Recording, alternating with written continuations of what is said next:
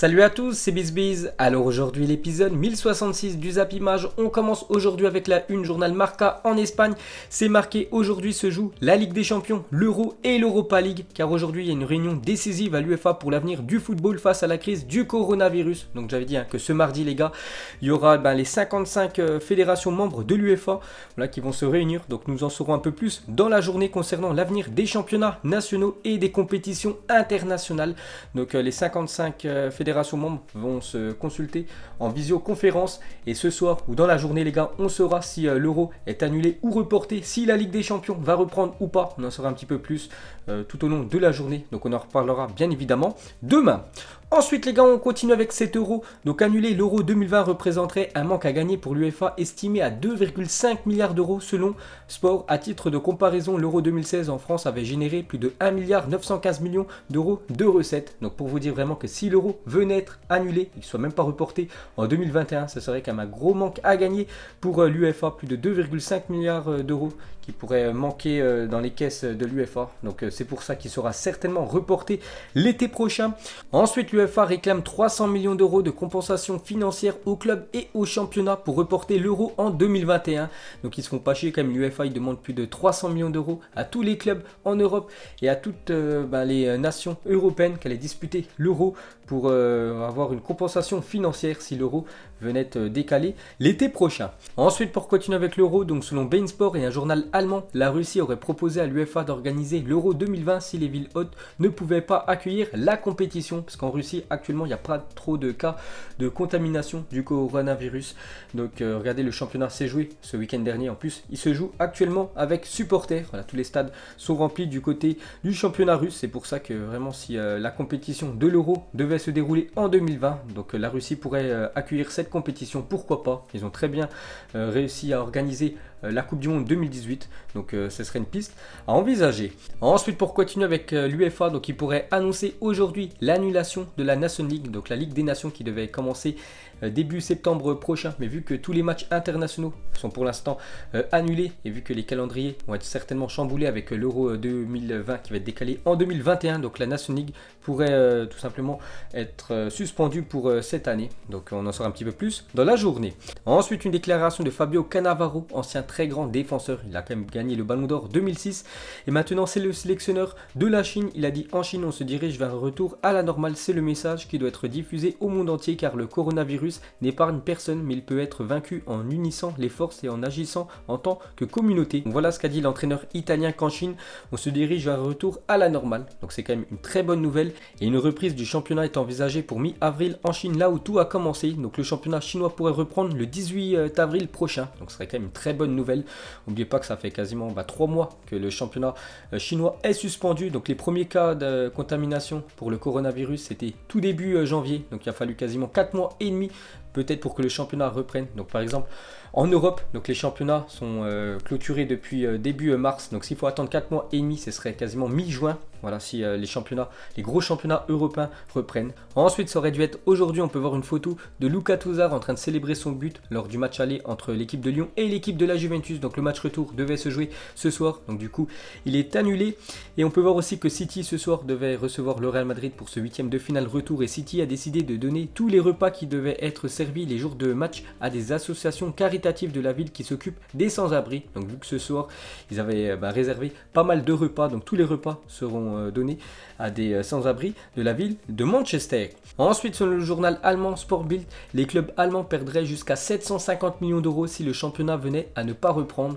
Donc avec les droits TV, avec la billetterie, vu que s'il n'y a plus de match, voilà, tu rentres plus d'argent dans les caisses avec tous les repas que tu peux servir lors des matchs. Donc ce serait quand même 750 millions d'euros.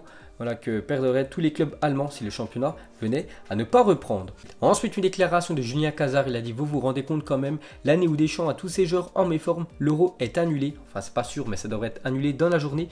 C'est quand même un niveau de shot comme il y en a rarement eu. C'est vrai que pas mal de joueurs de l'équipe de France qui auraient dû jouer l'Euro sont en méforme comme cette saison. Je pense à Paul Pogba qui a fait quasiment toute l'année en étant blessé. N'Golo Kanté aussi, pas mal de blessures cette année. Ousmane Dembélé qui est blessé.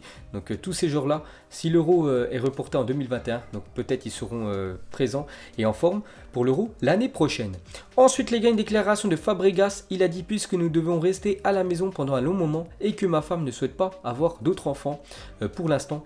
Quelle série me recommandez-vous les gars? Donc on peut voir voilà, que pas mal de footballeurs donc ils s'ennuient un peu. Donc pour Fabregas, lui il va regarder des séries sur Netflix. On peut voir que Lautaro Martinez, l'attaquant de l'Inter Milan, lui s'entraîne chez lui du côté de Milan. On peut voir son chien juste à côté. Et on peut voir que l'attaquant de Dries Mertens, l'attaquant de Naples, a sa méthode pour se maintenir en forme à l'isolement. Donc il fait des levées de poids avec des bouteilles de vin. Ensuite une info sur Canal+, officiel Canal+, annonce son passage en clair sur toutes les box. Donc tous ceux qui n'ont pas Canal+, les gars, vous pouvez dorénavant le recevoir gratuitement.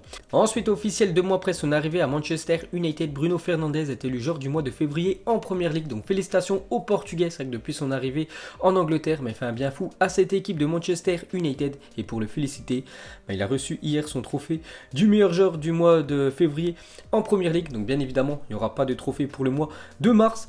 Donc une petite comparaison de Bruno Fernandes, il fait déjà mieux que Mesut Özil sur cette saison. Donc Mesut Özil, 18 matchs joués avec l'équipe de Arsenal cette saison, c'est seulement 1 but et 2 passes D pour le milieu offensif allemand. Et Bruno Fernandes, seulement 5 matchs joués cette saison avec l'équipe de Manchester United en Première Ligue, c'est déjà 2 buts et 3 passes D. Et pour finir avec le milieu portugais, il parle de Cristiano Ronaldo. Donc Ronaldo est une source d'inspiration pour moi quand vous commencez à regarder CR7 et son équipe et que vous voyez qu'ils peuvent tout gagner, alors vous rêvez d'être au même endroit que lui à Manchester United. C'est vrai qu'il a fait le même parcours, c'est un ancien joueur du Sporting qui est parti du côté de Manchester. Cristiano Ronaldo avait fait la même chose. Ensuite on continue avec Cristiano Ronaldo et on va parler de son club, la Juventus, prête à passer à l'action pour prolonger CR7. Donc la Juventus souhaiterait offrir à Cristiano Ronaldo une prolongation de 2 ans de contrat. Donc déjà actuellement il est lié avec l'équipe de la Juventus jusqu'en 2022. Donc en 2022 il aura 37 ans Cristiano Ronaldo.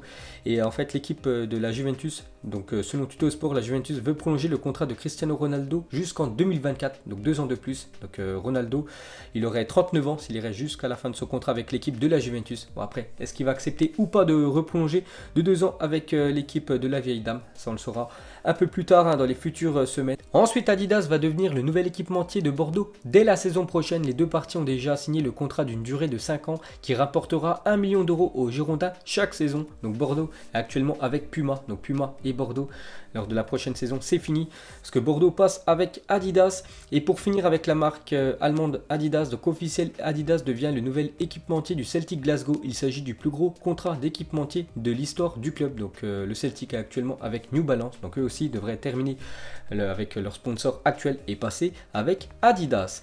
Ensuite les gars, une déclaration du père d'Erling Haaland. Donc c'était la semaine dernière quand son fils est venu jouer au Parc des Princes. Il a dit au revoir, magnifique Paris, dommage pour le résultat, mais mérité sur ce match, tout le meilleur au Paris Saint-Germain qui a montré de la classe sur et en dehors du terrain. Donc voilà ce que dit le père de Haaland. Donc pas du tout rancunier par rapport à la défaite de son fils du côté du Parc des Princes, du côté du Paris Saint-Germain, parce qu'en gros il dit que le PSG était supérieur à cette équipe de Dortmund. Ensuite des nouvelles de Ansu Fati, confiné chez lui à Barcelone, passe le temps sur FIFA. On peut voir avec ses frères ou ses potes, je sais pas c'est qui. On peut voir par exemple qu'il a le maillot quand même de Lukaku et Sancho. N'oubliez pas que le Barça a rencontré en Ligue des Champions cette année l'Inter Milan et le Borussia Dortmund en phase de groupe. Donc il a changé son maillot avec Lukaku et le jeune anglais Sancho. Ensuite un autre joueur lui aussi confiné chez lui, c'est Eduardo Camavinga. Donc il a mis ça sur Instagram: profitez des bons moments et prenez soin de vos familles. Mon frère est encore jeune pour jouer à FIFA, on connaît la technique. Donc la technique bien sûr c'est de faire semblant que son frère joue à la console et on peut voir tout simplement que la manette n'est pas allumée, mais le petit croit qu'il joue contre son grand frère Eduardo. Et pour finir avec le jeu vidéo FIFA, donc la Liga étant suspendue, le derby entre le FC Séville et le Betis Séville qui devait avoir lieu hier a été reporté. Les deux clubs ont donc décidé de s'affronter sur FIFA 20. Le match a été diffusé sur Twitch hier et c'est Sergio Reguilón et Borja Iglesias qui ont représenté chacun leur équipe dans ce match virtuel remporté par le Betis Séville 6-5 contre l'ennemi et le voisin du FC Séville. Ensuite des nouvelles de Gelson Martins qui va devenir le premier joueur de l'histoire à prendre 6 mois de suspension et à ne rater aucun match. Donc Donc vous vous souvenez, il y a quelques semaines, il avait poussé un arbitre, il avait pris 6 mois de suspension, mais actuellement tous les championnats sont suspendus, donc peut-être qu'il va louper simplement quelques matchs. Donc voilà, dernière info sur l'attaquant portugais. Ensuite, regardez le programme sur beIN Sport cette semaine chaque soir à 20h30. Pour ceux qui sont en manque de football, vous pourrez revivre l'épopée de l'équipe de France lors de la Coupe du Monde 2018. Donc ce soir, ça sera France-Pérou, demain Danemark-France, un match plutôt triste, il y avait eu 0-0. Ensuite, jeudi, vendredi, samedi, dimanche, ça sera les matchs à élimination directe avec la finale dimanche France-Croatie.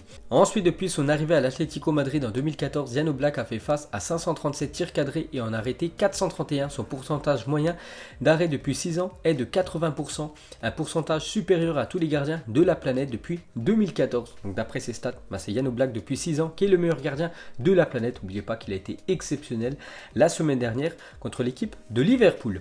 Ensuite, Alexander Kokorin a révélé sur la chaîne YouTube Krasava Vlog qu'il était d'accord pour rejoindre l'Olympique de Marseille cet hiver. Le transfert ne s'est pas fait puisque le club olympien n'avait pas les fonds nécessaires. Donc voilà les gars, petite info sur Alexander Kokorin, peu connu mais vraiment très bon joueur. C'est un joueur de l'équipe du Zénith Saint-Pétersbourg en Russie. Donc il aurait pu rejoindre l'équipe de Marseille, lui il était d'accord. Mais le problème c'est que Marseille n'avait pas assez d'argent pour pouvoir le recruter. Ensuite, il y a 2 ans, jour pour jour, l'équipe de France dévoilait son nouveau maillot. C'était le maillot spécial Coupe du Monde 2018. Donc avant il y avait une étoile et bien sûr il y a eu la deuxième étoile qui a été ajoutée sur ce magnifique maillot des Bleus. Ensuite, une déclaration de Luis Fernandez, ancien entraîneur du Paris Saint-Germain. Il revient sur la prestation de Neymar lors du match de Ligue des Champions contre Dortmund la semaine dernière. Ce Neymar là, je l'aime, je l'adore sur ce match. Il n'est pas seulement le leader technique de l'équipe, il est aussi le leader dans l'envie, la volonté. C'est lui qui emmène les autres. C'est vrai qu'il a été décisif, Neymar. N'oubliez pas que c'est lui qui a inscrit le premier but de ce match. C'est vrai que dès qu'il a marqué, il était vraiment il était fou de joie, Neymar. Et pour Luis Fernandez, c'est lui le patron de cette équipe. Et pour finir ce Zap Image, donc si le championnat ne devait pas reprendre, comment voudriez-vous attribuer les diverses places européennes relégation pour la prochaine saison? Donc on a le choix entre 4 choix. Donc saison blanche, premier choix. Arrêt à J28 maintenant, donc arrêt à J19, donc à la mi-saison, ou une autre solution. Donc vous mettrez tout ça en commentaire pour vous. Quel choix vous préférez prendre si par exemple le championnat de Ligue 1 ne devait pas reprendre? Donc est-ce qu'il faudrait faire saison blanche? Donc on reprendrait avec les places pour la Ligue des Champions, les mêmes équipes que cette année, donc Paris, Lyon et Lille. Sinon arrêt à la J28, donc arrêt la dernière journée de Ligue 1, ou arrêt à J19, donc arrêt avant la trêve de Noël. Donc vous mettrez tout ça en commentaire. Donc voilà les gars, la fin du Zap Image 1066. Donc si ça vous a plu, un petit like et je ferai l'épisode 1067 demain. Donc moi je vous laisse et je vous dis à la prochaine comme d'habitude. Ciao à tous. Man, don't let anybody get in your way. Do what you want to do.